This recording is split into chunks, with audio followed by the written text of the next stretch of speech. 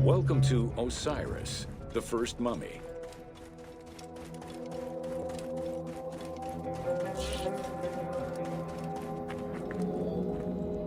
The oldest mummies recovered date from the Old Kingdom, though Egyptologists believe that mummification was in use much earlier than that. At first, the body was mummified through environmental desiccation, by leveraging the dryness of the environment and the heat of the climate. Early experimentations in mummification were conducted with the use of resin made from tree sap. Strips of linen were only used on some superficial parts of the epidermis of the hands or jaw.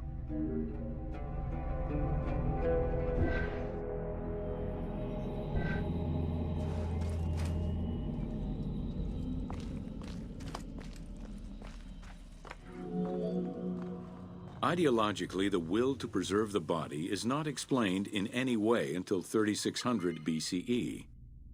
This is when the Egyptian belief that the body housed the soul was finally documented for modern Egyptologists to eventually decipher.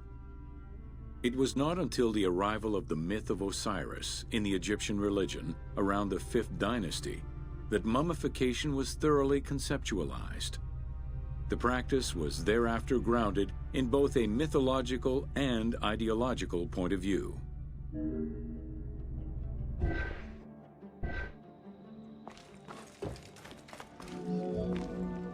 Osiris was mainly known as the god of the dead and the god of resurrection. The most well-known Genesis myth concerning Osiris is that of his dismemberment.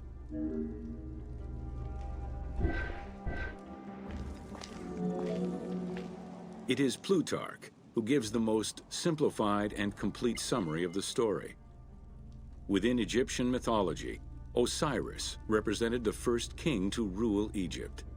Jealous of his power, his brother Seth attempted to usurp his throne.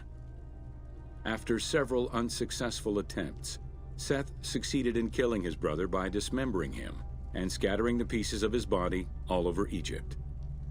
Isis, the great of magic, traveled all over Egypt in search of the pieces of her husband's body.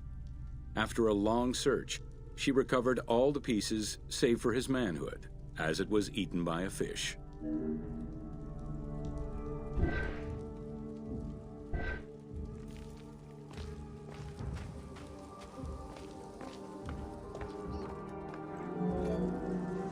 Isis then reassembled the body of her husband by binding it together with strips of linen. Aided by her sister Nephthys, another powerful magician, they gave Osiris the breath of life. This not only brought him back from the dead, but also allowed him to recover his virility long enough to impregnate Isis, thus ensuring his succession before, once more, dying. Thus Horus was born.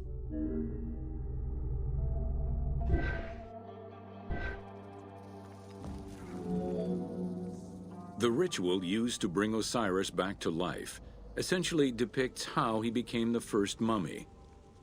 It is why, on the sarcophagi of kings, we often find Isis and Nephthys represented as the magicians who restore life to the deceased.